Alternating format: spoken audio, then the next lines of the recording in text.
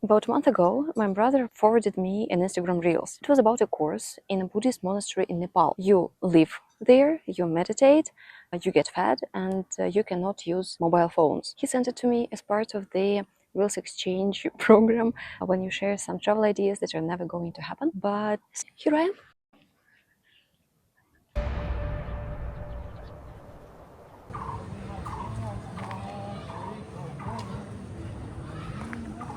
Let me show you around. Right now we are on the hill. So the monastery was built on the Kopan Hill. That's why the name, Kopan Monastery. And the highest point of this monastery, and also I guess the mountain, the hill, is this place. We see here the statue of Buddha, and it's a really peaceful place, also with like benches and place to just sit, read, meditate, or just enjoy yourself. Let's have a look at the main part of the monastery. So here we have the stupa garden with the main stupa.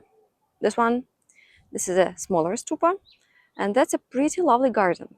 Over there, like behind the stupa, there are some buildings where we live, where I live, and where also the monks live. Let's look closer. It's really beautiful. Here is another stupa that is just being built. But remember I told you that we're in the mountain? So here, down there, lies the Kathmandu Valley.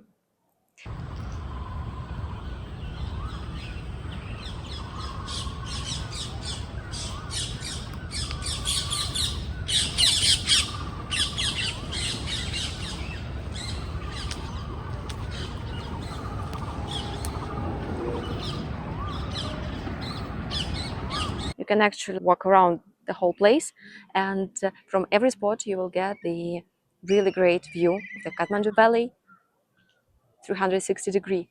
But also, if the weather is nice, you can see the mountains. And probably the location and the view is the best part of this monastery, because when you exit your room, that's the view that you see.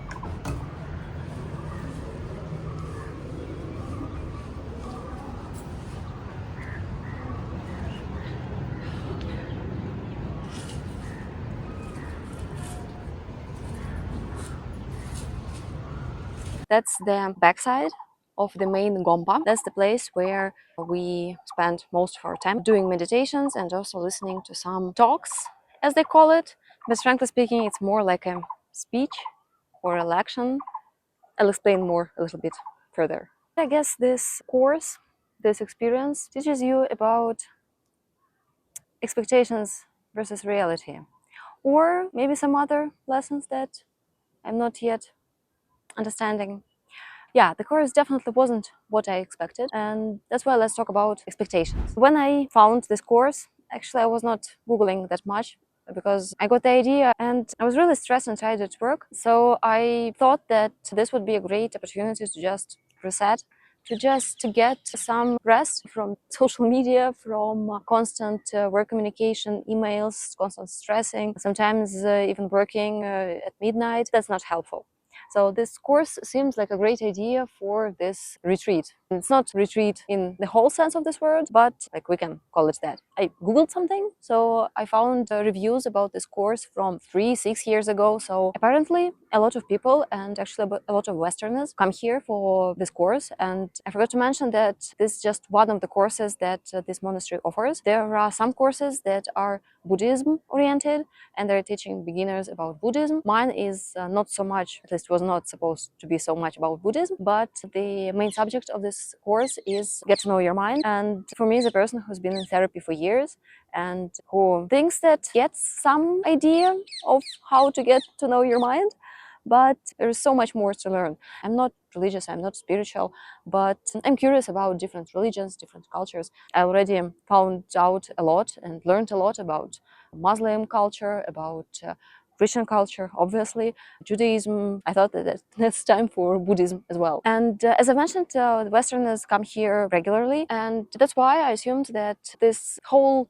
program and all the amenities are adapted to their typical Western European traveler who's only traveling to five-star hotels in Egypt and Turkey, and who is not well traveled and who is pretty picky about the food, about conditions, about having toilet paper, for instance. So yeah, there were a lot of Westerners and people from actually all over the world. I guess more than 100 people joined this program, and they have completely different backgrounds, and probably due to that, they have completely different opinions about how this program actually was for them. I was also expecting peacefulness, tranquility, and not thinking about work, not having any internet connection, not jumping up when your wrist is buzzing and when your phone just keeps flooded with the messages. I was also expecting pretty decent food. Yes, they mentioned that it will be just vegetarian food, but I lived in India and I know that vegetarian food can be really great, and you can actually make vegetarian food also well balanced. I'm a meat eater, a meat lover, but I can live with just vegetarian food for a week or so.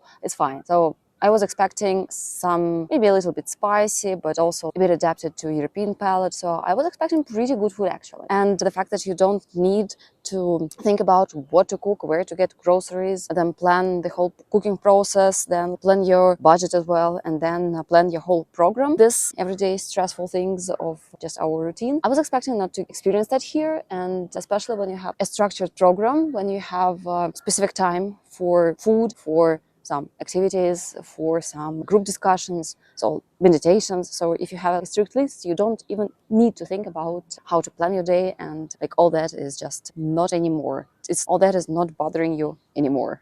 And it seemed to be like a summer camp. So you wake up at like 6:45, you have meditation, you have breakfast, you have some nice discussions, some talks, then you have lunch, then you have some free time. There is a library, you can read a book, you can just walk around, you can have some free time. Then again, you have some discussions, you have some meditations, you have some food. And then at like before even 10 p.m., you just go to bed. And also a lot of people are gathered in one place from different countries, with their different stories. Yeah, like summer camp, come on. Sounds great. Who in their 30s just want in a summer camp or some kind of resort where you don't have to think of anything? And for 7 days of all of that, you're paying just 140 US dollars, including meals, including accommodation, including the program. I guess that were my expectations. And for some people who joined this program, the expectations were the same. A lot of religious or spiritual people joined this program. So some of them actually, it was not their first program like this, or even not their first program in this monastery. But I guess most of the people were just curious as me and had their own reasons to come here, because like I've heard really different stories about the reasons. Some people just went through really abusive relationships. Some people went even through some war conflicts and they had military background, and now they are just trying to process it and to live after that. Some people just had real unfortunate lives and they now are on a good track, and they want places like this, people like this, programs like this to actually help them maintain sanity in some cases just to not fall back down. And yeah, I can say that for some people it helped, for some people they felt disappointed. So well, I've told you about my expectations. Now let's talk about the reality, and let's talk about how I found the whole experience and how was it. Let's start from the beginning. First, you go to the reception and they tell you the first basic rules. If you don't want to pay extra, you will stay in a dormitory room, I think 8 people together, girls and boys separately. But I decided that I'm not in my 20s anymore, unfortunately. I'm ready to pay a little extra for just being alone. And I understood that for those 7 days, I will be spending a lot of time with a lot of people, and I really want to have my own room. So I paid extra. I think it was about $4 per night. So multiply by 7, you get 28, right? 21. 28, yes. 28. You pay $28 extra and you get a single room but with a shared bathroom. There's also an option where you have a double room with your own bathroom, shared bathroom. There are a lot of options, but for me, I can live with a shared bathroom, but I cannot live with 8 strangers in one room. I've lived in hostels. I've had this in my experience. So now the wind is really strong, and I went to my room and I saw that this cupboard door is open.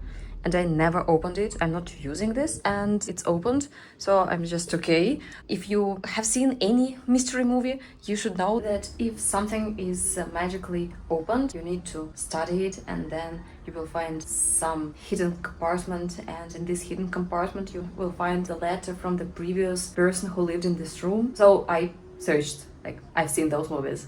Here, nothing. Here, nothing. Imagine. So here is a hidden compartment. You cannot make this up. It's a hidden compartment. It has a key. I'm sitting here on my knees and thinking, like, come on, it's too cliche. It's too cliche. So, okay, yeah, I open it. And what? And yes, there is some piece of paper. Come on, it can't be. So I take it out. Now I'm like really, I don't know what to think. So, what do we have here? Air India property regularity report. So I guess some luggage which was damaged of some person. But here's another piece of paper. Let's see. Let's see. Require documents to be sent it to this email. Baggage not arrived at Kathmandu. Come on. So anticlimactic. And there's nothing else. I was expecting that if it's going according to the most cliche in the world, there should be something more than that. I'm disappointed, but yeah. When I was going to the room, the guy working there, he was helping with the suitcases. I asked him how many people will be there on this exact course, in this program, and he told me that it will be around 140 people. I knew that this thing was popular, but 140 people? Eventually, I managed to approximately calculate the amount of people, and I think it was around 100, 110, something around that. Yeah, so there were a lot of people, and they were from all parts of the world. There was the guy from Hawaii, there were people from India and countries around that place, a lot of Canadians, a lot of Russians, and also people from all over Europe. I told you about my expectations about the course program, and I do want to remind you that it was the course named Getting to Know Your Mind. Not Buddhist course, less religious and more about psychology. So I was expecting to get some talks, discussions, so a lot of meditations obviously, but here is the program of the whole thing. There are a lot of things going on. So like first it's meditation at 6:45, then you have breakfast, then you have the thing called the talk. And maybe I'm not understanding this word correctly, but talk, in my opinion, means that you actually like talk. You have two or more people exchanging opinions, exchanging some thoughts. But what in this program named Talk was actually a lecture, and a pretty boring one. They were saying sometimes interesting things, but in a very boring way. And after the last lection of the second day, I thought to myself that you have a very motivated group of people that came to Nepal from all over the world to learn something, to understand something, to actually get new experience and knowledge, and you have these amazing people gathered together, motivated, and you fuck this up so badly. And that's not only my experience, not only my thought about this, because we were discussing a lot with the other people. I myself, I think I went to 2 full days of those lections, and then I just dropped it because I was not gaining any usefulness from that. And some other people also decided to do the same. And one guy, he said that he used to go to some other retreat. During these lections, he was sitting on the edge of his chair and really listening to what the teacher was saying. But here, everyone were like, especially if you sit close to the wall, people just fall asleep. Come on. I feel so disappointed, frankly speaking. So you're in this amazing hall, and that looks the Buddhist temple, and it is the Buddhist temple, and you have those cushions and people sitting around, and in the center you have the table with the teacher, and he has the projector, the screen with the projector, and there is the presentation, making it less a Buddhist thing, more like some work conference. But the teacher was like showing the slides, the PowerPoint presentation, and the slides were, here are 8 types of anger. 1, 2, 3, 4, 5, 6. The next slide.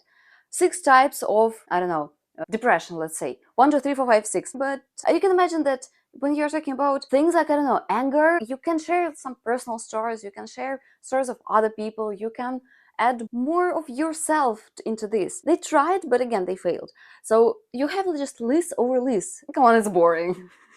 Lists are boring. I love lists, but I will never make anyone read out my lists. It doesn't work like that. You visited only lectures of 2 days. How did you spend your time all other days? I came there with an intention to have some rest, to do meditations, just enjoy the view, enjoy the air, and also to read some books. Because in the program, you have some free time, and they also said that there is a library on the premises.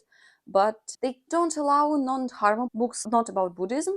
So eventually, I just sat there on the hill and read books from my phone that is not also allowed. But I read 3 books. I finished one, read 2 more books, and started another one. It was great. I really enjoyed myself. I also did some meditations, obviously. And what were the monks doing? Were they also meditating with you? And have you ever interfered into their lives? There were not a lot of monks there, but they were sometimes like going during the day in and out. And also from my terrace of my room, I could see the school. And when little monks had the break between their lessons, they were just running around and like being kids. And at some point, I even noticed in the monastery garden, those kids were playing hide and seek, and in those like robes and like those monks' clothes. It was cute. They were just monks being kids and kids being kids. Like, that's funny. About the monk, I actually had a dedicated monk, the monk that was like my monk. That's a really funny story.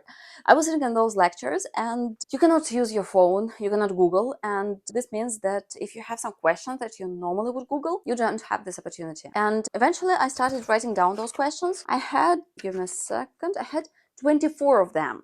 So I started writing them down. So I was going around with this list and nagging about it, that I have questions and I need answers. And I was telling one Russian girl about this, and she told me like, hey, the monks at the reception, they actually told us that you can come to them at any time and ask them the question that you have. So I went there, and the monk said that he can ask a monk who speaks English to come and talk to me and answer my questions. I said, great, that's really amazing, and that will help me understand Buddhism better, because I am here in the monastery and I need some information. And the monk came, and we sat on the second floor of the cafe that is on the premises, and we talked for an hour.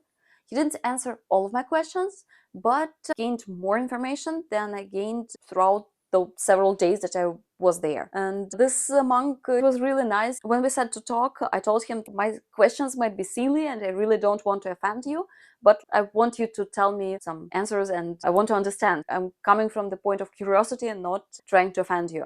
And he was really sweet about it. And after that, even for a couple of days, I think, people from our course were coming to me and asking, were you the one sitting there with the monk? So like, yeah. What were you doing there? Why were you sitting with the monk? What's the deal? And I had to tell the story over and over again. Any inconveniences, food, insects, because it's Asia? How did you manage to overcome this? Any maybe advices to those people who go to Nepal or those who go to monastery? Maybe it can be helpful. As for the mosquitoes, yes, there was the problem with mosquitoes, and as my brother told me, I should get some repellent, and I actually brought them with me, but you can buy it even in the shop of the monastery. What else is that they have different sockets, so in some cases they fit, sometimes don't, so I asked at the reception for the adapter and they gave it to me. As for the food, I was, frankly speaking, a bit disappointed. So we had rice, we had a lot of potatoes, some cauliflower, and a lot of bread or naan, basically gluten. And again, I don't have anything against any of those foods, but they were bland. And knowing Nepalese food that can be really flavorful, this was a bit disappointing. And I really missed protein. There is a cafe on the premises where you can buy food.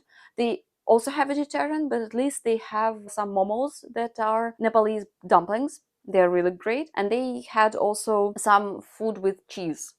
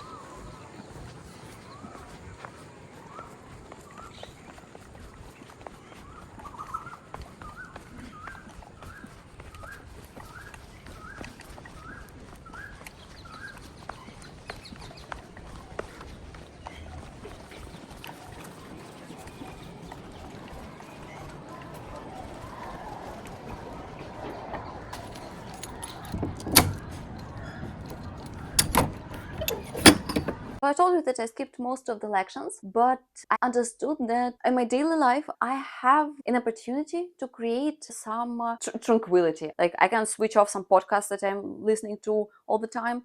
But what I do lack is talking with different people, because I'm stuck with my colleagues, I'm stuck with friends that I have for years, and I'm not complaining, but I have my own bubble, let's say. And there you have an opportunity to talk with a lot of people from different backgrounds, with different English levels, with different accents, and with really different stories. There was the girl who is 24 and who is a pilot, and there was the woman from Germany who is a scientist and who is creating new materials. Like, how fucking amazing is that? And that's what I actually lack in my daily life.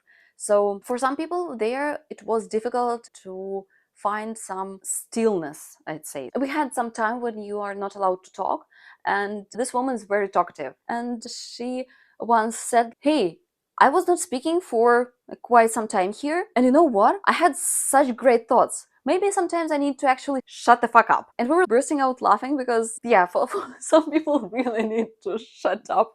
I came there for some relaxed time, and again, not using my phone was great. It's nearly the end of the course. It's been 7 days, almost. In 1 hour, the course officially ends, and I didn't have any internet connection, and it was interesting because you could have given your phone to reception, put it in the safe spot, and basically don't have even the opportunity to use it. But I decided to keep mine because I wanted to take some photos, I needed the alarm, and I wanted to read some non-dharma books. So I put my phone in the airplane mode, and during the first 2 days, I had a really urge to switch off the airplane mode and get the internet back. But I thought that the urge would be more strong. In normal life, I usually keep all notifications muted, nearly all of them, like all the ones that I don't need. But obviously, I do receive lots of emails and messages, work emails and messages, and my eyes sometimes sticking because my phone keeps pausing, and there are new and new questions, problems appearing, and there is no system. I guess I need some kind of system. I right now don't know how to create it. But anyway, soon, in several minutes, within an hour, I will have to switch on the internet. I need to book a taxi. I need to figure out my next plan, and not figure out, but get the details. And yeah, and I will get all the messages, probably some news. I'm not sure what's happening right now in all of the wars. I'm pretty terrified, actually. So yeah, I had to do a meditation before switching on the data. Okay, so I don't like how terrified I am. That's not normal. Some people are excited to get back to YouTube, to see some stuff, to catch up with friends and families. But the main feeling that I'm having is terror. Yeah, that's not all right. Needs to do something about that. Yeah, I just wanted to share. And does this experience change something in you, or still it was just like another way of having your holidays? When I was going to this program, I was thinking that I can go have some rest in this Nepal monastery, or I can go to a 5-star resort in Turkey or Egypt and have great meal there, and also switch off my phone. That I will get the same experience, at least that was something that I was looking for. So do I think that this monastery is better than the 5-star resort? Not really. So for me, maybe resort would be a bit better just because they have much better food there. But I don't regret going there. So I'm a bit disappointed, but I don't regret going there because it was an amazing experience, and I will be thinking about it for quite some time until my next adventure. That's my thoughts after I came back from this retreat. I think I will have some more stories once I really process this whole experience. To sum it up, I would say that the main thing is that I was expecting one thing. I got a little bit different thing that I'm a bit disappointed with, but I do not regret coming there. I can't say that I recommend this for everyone, but it's definitely an interesting experience. And for those who are scared about the safety, or who are scared about some amenities, or if it will be comfortable enough, guys, this place was created and built 40 years ago with an idea that Westerners will come there and visit these retreats, these courses. So yes, it has some Asian touch to it, obviously. But like, it's so commercialized. It's a good thing, it's a bad thing. It has both of those two worlds. But yeah, just if you want to go there, don't be afraid. And there are a lot of girls, again, like me, who come there on their own, and it's fine. It's not Varanasi or any other dangerous place that I visited during this trip. In the next series. And if you have some questions, please let them in the comments, and please subscribe. Varanasi the next series. Probably, yeah, because I do have some stories to tell you.